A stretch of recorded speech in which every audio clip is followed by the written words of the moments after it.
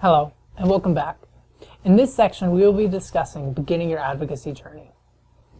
The first step is to understand what advocacy is. And advocacy, at its most basic, is to defend or promote a cause. It is not passively saying that you promote a cause, but is about taking concrete actions in support of that cause. And advocacy can include a variety of activities. While there are many different types of advocacy, in activism we generally talk about community advocacy. And this involves challenging assumptions about vulnerable groups and expanding the services available to them. But why should you specifically advocate? Are there not others? Practically speaking, democratic systems function best when the largest number of people possible make their voices heard. And you have a unique perspective that decision makers need to hear. On a more psychological level, this is a time where we are exposed to countless social problems, and it's very easy to feel discouraged and powerless.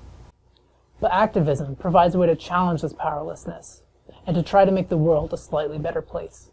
So now that we know what advocacy is, and that we should be involved, where do we actually begin?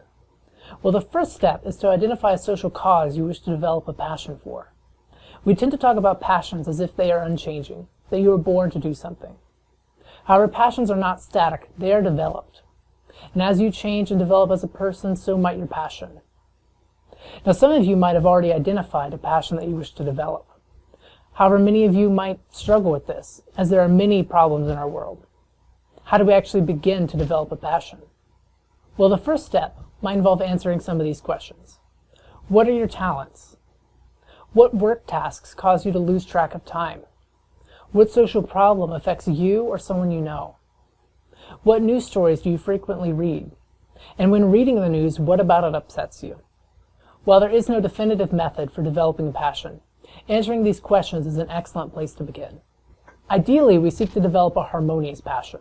And a harmonious passion is when someone has made their passion a part of their identity.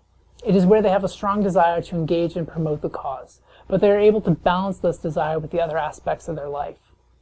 On the other end of the spectrum is a dominant passion.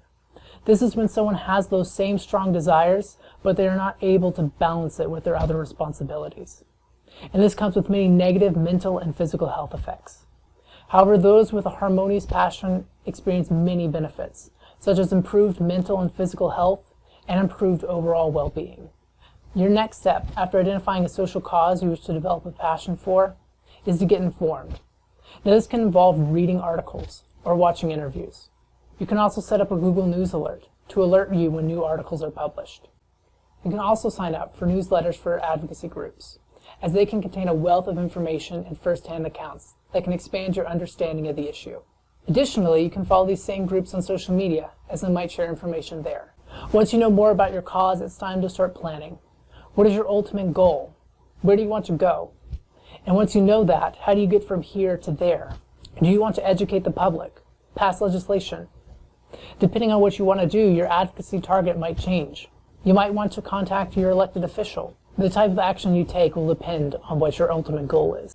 In this course, you will create a personal advocacy plan. And your first activity for this plan is to identify a social cause you wish to develop a passion for, and to list your ultimate goal. In this section, we discussed what advocacy is, and how to develop a passion. We also covered the basics of starting a personal advocacy plan. In the next section, we will dive into the first of the 4 digital advocacy activities, reading and sharing news online.